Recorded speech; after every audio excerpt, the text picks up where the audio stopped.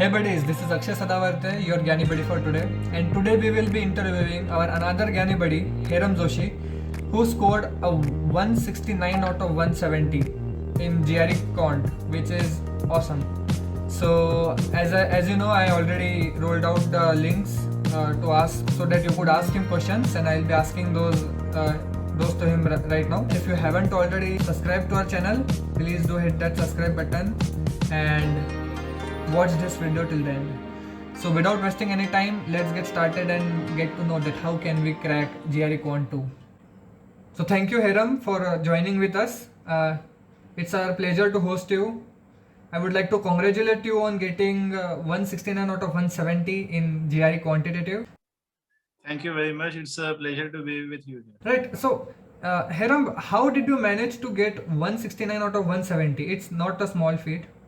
So like, how did you prepare for it? How much time did you give it? So, see, when you are belonging to a STEM category, like you already have some knowledge of science and mathematical questions like this, actually getting a score above 164 is very easy.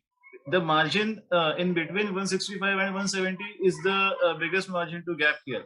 So, and I knew that my verbal side isn't very strong. So I had to cope it up with my quant side. So I prepared more for quantitative, and I gave it like aggregate 2 months of hard work to prepare just for quant. So my next question, Hiram, is that can you give us a brief overview of all the topics which you prepared for the quant? See, there are a lot of topics whose basic idea is usually same. They consist of linear equations and quadratic equations. There is speed, distance, and time. There is work and like there is work measurement. There is data interpretation, statistics. All of this in some little format. Like the syllabus covered here is very small, and all of that can be represented using formulas and easy ways to solve the questions. So there are around 18 topics that I can enlist for you here. They consist of number systems, like HCF and LCM, Right. then percentage ratios and mixtures. Then there is work and time, like how much time is required to do how much work. Like you are given a particular equation in the beginning, and you have to find out either time or work required based on that. Then there is speed, distance, and time, and along with that, solving loop problems. Like if two ants are there in a loop with variable speeds or different speeds, then at what time after their beginning do they meet? And similar way, then there are some purely mathematical questions like based on functions. Right. Then there are quadratics, equalities, and inequalities, like questions based on graph. And then there is coordinate geometry. There is mensuration, like volume and total surface area, and questions like this. So basically, you would say all the topics which we had till 10th standard? I could say 12th standard mathematics, because there is also permutation and combination. Yeah, but no complex numbers, right? What? Complex numbers or integration. No, there is complex numbers or integration and differentiation. It is all very simple. Like you can compare it with 10th standard mathematics, but it is a little more to learn, and it is a little more, challenging to solve. That's it. Right, right. So thank you, Hiram, for listing out all these topics for us. But I'm sure that some topics here might be a little easier, and some of these will be quite difficult to comprehend. So, what's your take on that?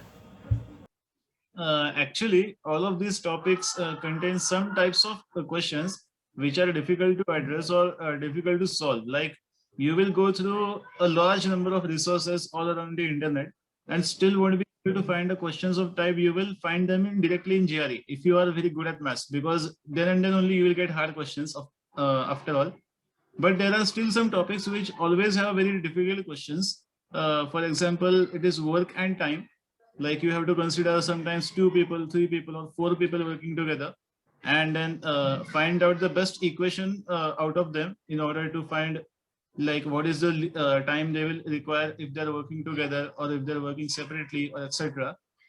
Then there is speed, distance, and time, and it requires a very high understanding of logic that is put into the question. For example, if a bird is traveling between the length of two trains such that both the trains are traveling towards each other, then what is the distance, total distance traveled by the bird until the trains meet each other? So just a very high understanding of the logic that is put into it. After that, there is quadratics. It takes a lot of formulas to remember, and if you know them, then it's very well. Otherwise, you cannot solve them directly in the exam. And finally, there is data interpretation and statistics, which requires a lot of practice. Like statistics makes you work for statistics and DI both make you work for a large amount of time on that question. So you have to make sure that you like cope up with that time while solving other types of questions. So Hiram, my next question is that how much, what is the time distribution here? Like how many questions in how many minutes? So for quant side, for each set you have to solve 20 questions in 35 minutes, and you cannot divide the time equally for all questions, because some types of questions require more amount of time even if they do not require very heavy calculations. For example, I could say data interpretation, and hence if you really want to solve it in this way, then easy questions should require around 1 minute or 1 minute and 15 seconds. Then the medium level questions which you should solve within 2 minutes, and the rest of the time can be allotted to the data interpretation and even harder types of questions. Minutes. That's a really good time management strategy that you gave us, Hiram. Quite impressive. So is that what you followed in your exam also? Like this one? Yes, pretty well. In the like from the beginning, I was actually good at quant when it came to time management. I was not good at accuracy because I would not score more than 165 or 166 in any practice test. So I would solve easy questions in even in less than 1 minute. But then it would trade off accuracy for me. So I had to keep in mind that when I solve a particular question, I make sure answer is correct. So it would take a bit more of time, but it was still worth it. Right. Well, Hiram, someone had a question for you earlier. They asked that what type of resources did you refer for your GRE? I was attending Oaks classes, and their handbook is pretty good for solving GRE questions. And they have their online like testing system on which they have pretty good set of questions on all levels, easy, medium, and hard. So I mostly refer to them. From other side, if someone is not attending any classes or such, they can take up Magush. Magush online is very good for solving GRE maths. Otherwise, they can also refer to the GRE's own handbook for solving quant questions, because they also have a pretty good set and diverse set of solving questions. Right. So, but do you think that is it possible to have a good score by self-studying, by not purchasing any online material and just by, Googling stuff and having the list of syllabus and going through the ETS free PDFs and all? Okay, so the important things here is that you know what is exactly included in your syllabus, that you don't prepare less or even more. You prepare exactly what is required for you. Then you also prepare to teach yourself, like you have to make it a habit to solve like 20 or even 21 questions at times uh, in less than 35 minutes. So that practice is really important when you are solving GRE. So these are the only things, like you have to make sure that you solve questions within time. You have to solve them accurately, and you know what types of questions will be there. So you don't waste time studying something which is more or less than you require. That's all. Yeah, right.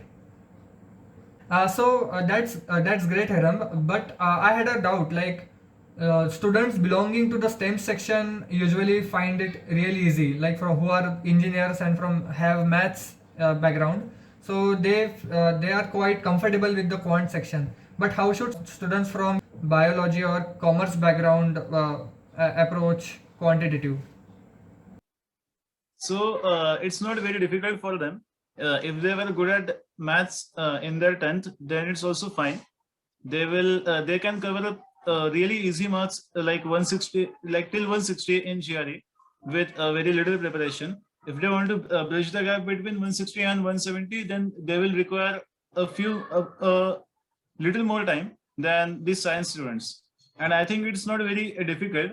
GRE is all about just formulas and different tricks and techniques that you have to remember in order to solve different types of questions.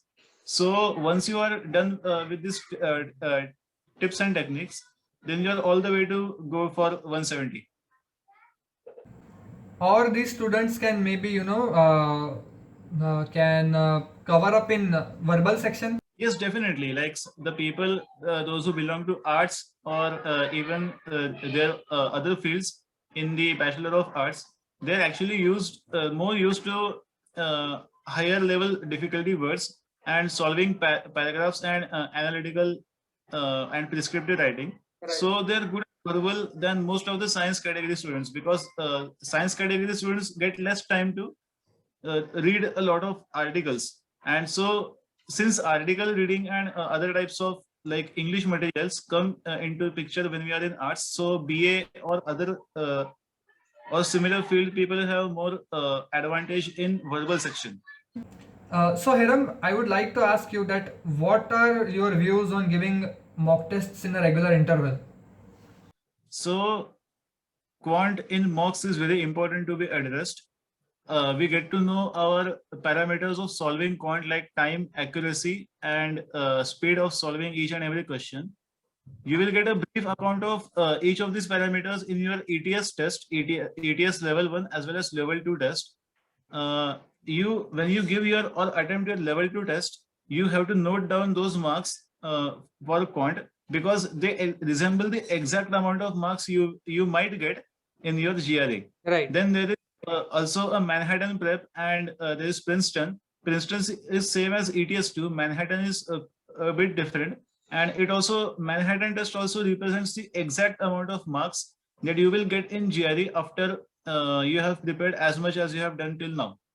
So Hiram, could you guide our viewers that what are the what mistakes one should not make while giving GRE quant?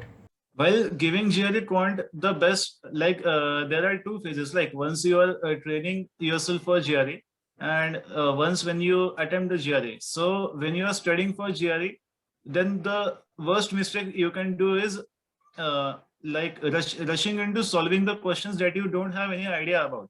If you don't know a particular question, then after each type of test or practice, then you must try to know what are the problems that you're facing while solving such questions. For example, there is a specific type of question in speed, distance, and time that you always fail to understand. Then you must prepare it, and you must formulate the question in some way that you will remember it in the ETS. And you should apply the same strategy for all types of questions that you feel which are hard to address. And in case of and when you're attempting the GRE, don't rush into clicking any options. Try to use various techniques, like sometimes substitution works, sometimes adding different values, or making use of matrices or some other formulas work very well. Yeah, it's very great to hear everything from about GRE quant from you, Hiram. It's been our pleasure, and I think all our viewers will also get benefited from this. Would you like to add something before we sign off, Hiram? Just remember that you don't have to rush into clicking any option. You make sure that your answer is correct, because there is no negative marking. So after all, you have to give some answer, but it is always okay to give the best answer that you can solve till the time. That's it, guys. And by the way, if you are interested in joining our community, I have added a link in the description below, which you can fill out. and we will reach out to you soon. We will see you in the next video. Have a nice day.